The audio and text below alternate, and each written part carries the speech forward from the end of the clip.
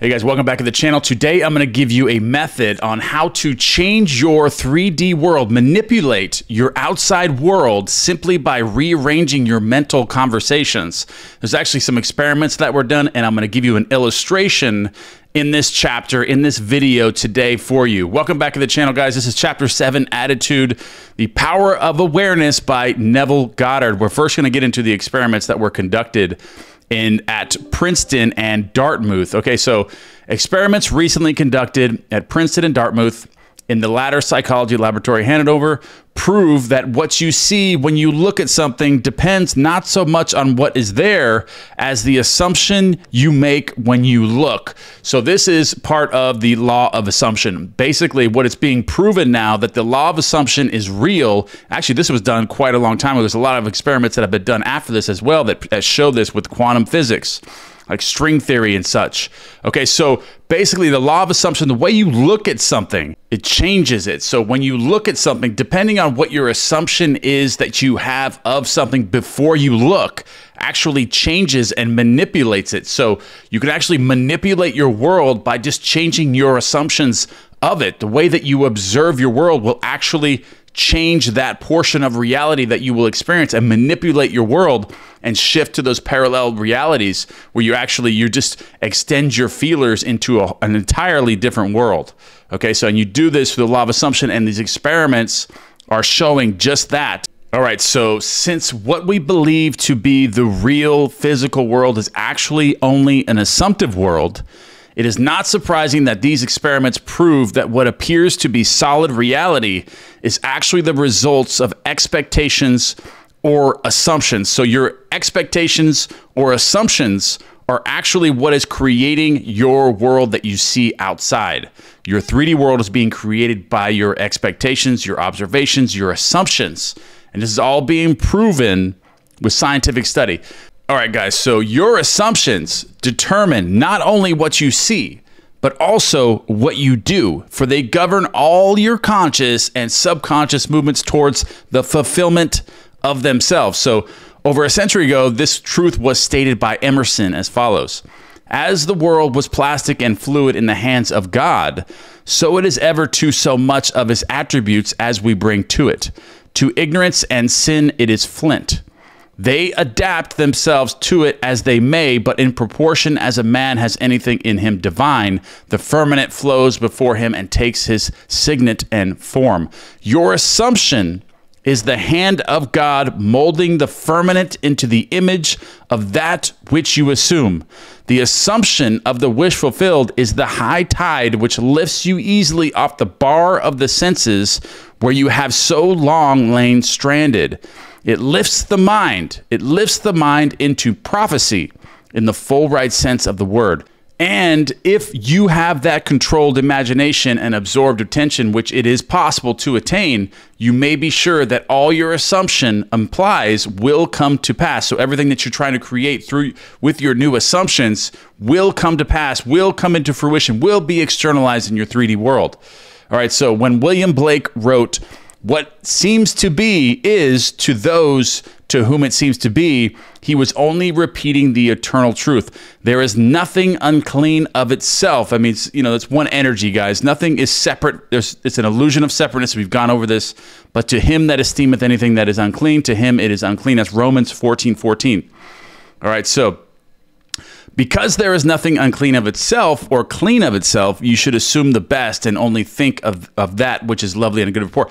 Because if we're all one being. If we're all one being, there's nothing that is unclean or clean of itself. That means we are all the same. You and I are the same being. So you should always assume the best and think only, because you don't want to hurt yourself, right? I mean, you got to look at, even if you got to look at it that way, always think of the best. Always think of what is lovely and of good report, in like Philippians 4:8, because we are all the same being. So this is where it really starts to go to that next level. Okay, so it is not superior insight, but ignorance of this law of assumption. If you read into the greatness of men some littleness, with which you may be familiar, or into some situation or circumstance, an unfavorable conviction. Okay, so let me get to it here. Your particular relationship to another influences your assumption with respect to that other and makes you see in him that which you do see. Okay, so if you can change your opinion of another, then what you now believe of him cannot be absolutely true, but is only relatively true. So basically like what Einstein did with the law of relativity. So if you can change your opinion of someone, then what you now believe of him cannot be absolutely, it can't be true. It's all based on your assumptions of why your world is the way that it is relative to your assumptions. So your world is all relative to your observations and assumptions of it. So if you change your assumptions, relatively, everything else has to change. So this is where this really gets exciting, because you can actually change things by changing your concept of self. Because ultimately, when you change your concept of self, you start imagining that you are a different person, then your world has to change with it, because it has to be relative. Your world has to be relative to your observations of it and your assumptions of the world you're actually living in. So then it comes back to the infinite parallel realities that will also come into play with this, because then you'll transfer to that different world depending on your assumptions. So you change your assumption, you change your world. You transfer to a different world when you change your assumptions. Okay, so I'm going to give the illustration, the story here. One day, a costume designer described to me, this is Neville Goddard talking here about a costume designer. Okay, so one day, a costume designer described to me her difficulties in working with a prominent theatrical producer. She was convinced that he unjustly criticized and rejected her best work, and that often he was deliberately rude and unfair to her. Okay, so upon hearing her story, I explained that if she found the other rude and unfair, it was sure sign that she herself was wanting that, and that it was not the producer but herself that was in need of a new attitude. And then Neville Goddard told her that the power of this law of assumption, told her about it, and its practical application could be discovered only through experience, and that only by assuming that the situation was already what she wanted it to be, she could prove that she could bring about the change desired.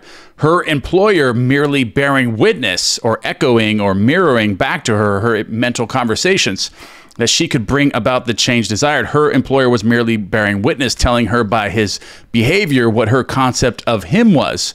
So not only can you change your concept of yourself, but you can change your concept of somebody else's concept of self, and that will change your world as well.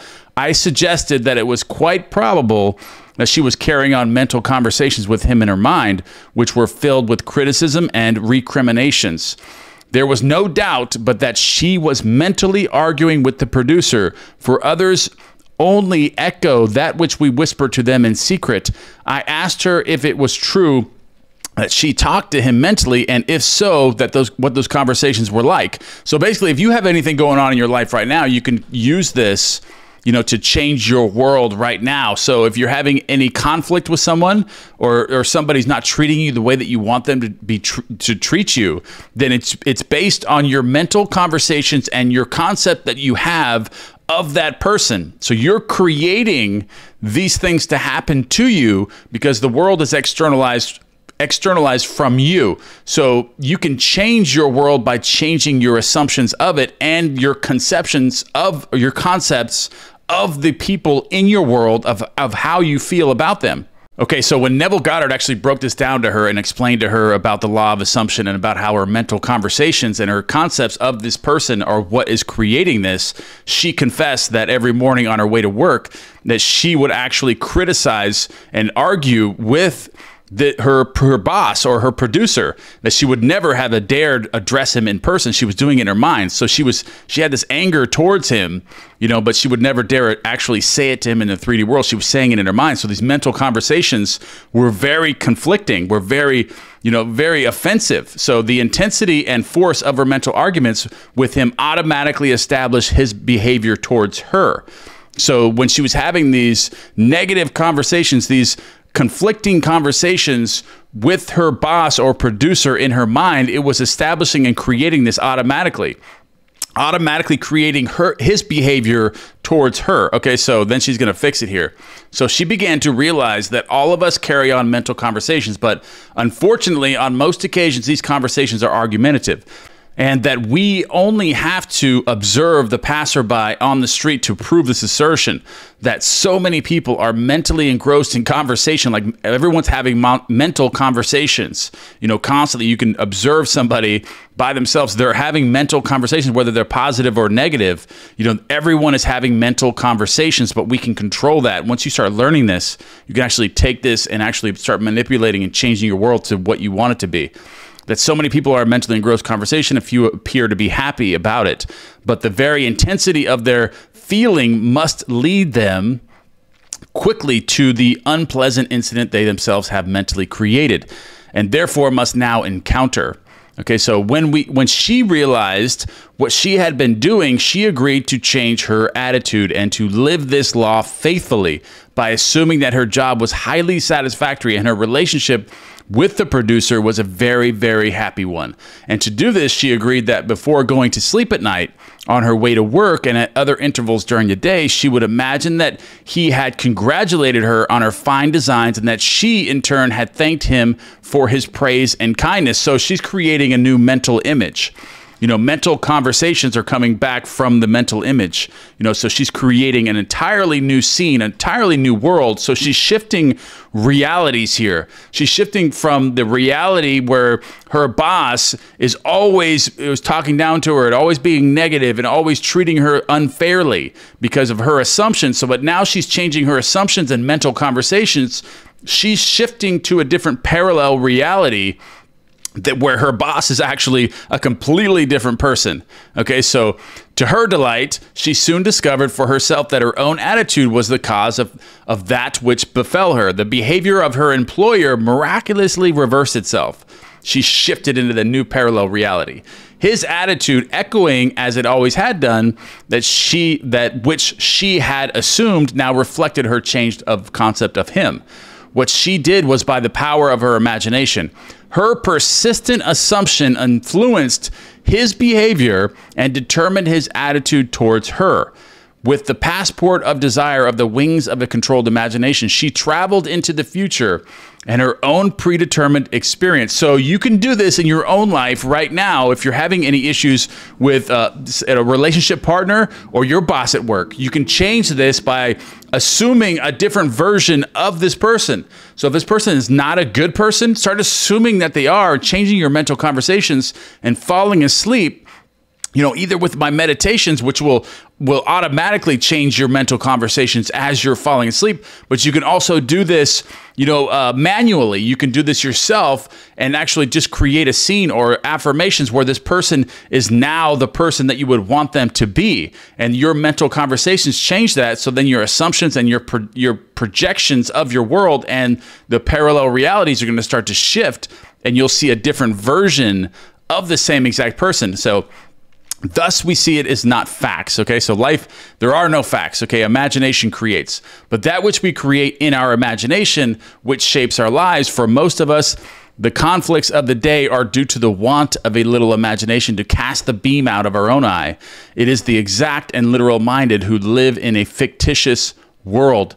As this designer, by her controlled imagination, started the subtle change in her employer's mind, so can we, by the control of our own imagination and wisely directed feeling, solve our problems. So control your own imagination and wisely direct what you're assuming. So be conscious. That's why I go over so many exercises like the leaf exercise and in the reverse course, reversing the day's events in reverse order, reversing all that and developing the muscle of the mind. That way you can be presently aware and actually hear or see and be aware of your mental conversations when you're having them. And you can actually be observant of that and then start changing them. When you're having these negative mental conversations, you can catch yourself and then notice when you're doing it and be like, nope, okay, so I'm not going to assume that this person is this way, and I'm not going to assume that that's just the way it has to be, because it's not. It's all they're all echoing back your mental conversations that you have of them. Even though they're doing something, even right now, your world is not the way it is, and you can't believe that you're like, this person is just a bad person. That there is a great version of that person in a parallel reality that you can't connect to at any time. So remember that when your life isn't the way, you have people in your life that are criticizing you, that are not treating you the way that you want, change your mental conversations of that person and your concept, like the concept that you hold of that person, not yourself so much, but of that person. Change the way you look at this person and imagine them as being the person that you wanted them to be. And then this will shift sometimes very quickly, like in this case, this illustration. But you know, even if it's a gradual change, you'll start noticing it. And then once you start experiencing this to actually take place in your world, you'll believe it. And then you'll start really putting the work in for everyone in your life and start shifting to parallel realities where everyone in your life is the way that you want them to be, and they're treating you good, like just like you're treating, you know, yourself, basically from your mental conversations that you have.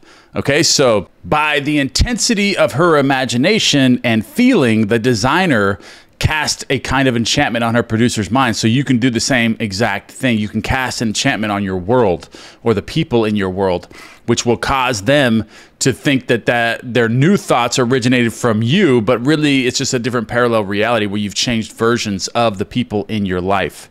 All right, so often the most elaborate and original thoughts are determined by another. We should never be certain that it was not some woman treading in the winepress who began that subtle change in men's mind, or that the passion did not begin in the mind of some shepherd boy lighting up his eyes for a moment just before it ran upon its way. William Butler Yeats. All right, guys, we got the next chapter. That is chapter 8, Renunciation. This is a very good chapter. I'm beginning to that next, but let's give you a quick little recap here. All right, guys, so your assumptions determine not only what you see, but also what you do, for they govern all your conscious and subconscious movements towards the fulfillment of themselves. So do an exercise. If there's somebody in your world right now that you are in conflict with, or they're treating you in a way that you don't like, change your mental conversations and your concept of that person that you hold. Change them. If they're not a good person now, imagine something that they're telling you something that they normally wouldn't tell you, but something great about yourself, like, wow, you really did incredible today with this, or you're doing it. I haven't told you this in forever, but I absolutely love you and I miss you and you're doing such a great job. Create mentally rehearse something that's going to change your concept of that person right before you go to sleep at night. Change that mental conversation and watch and see what happens, and start experiencing these changes yourself. And when you start experiencing these changes, then you will understand how much power you have to transition or change parallel realities and to actually change the people in your life and change and transform your world just by basically just changing your mental conversations that you have of that person. All right, guys, I love you guys very much, and I will see you guys in the next video. And don't forget to give me one thing you guys are grateful for.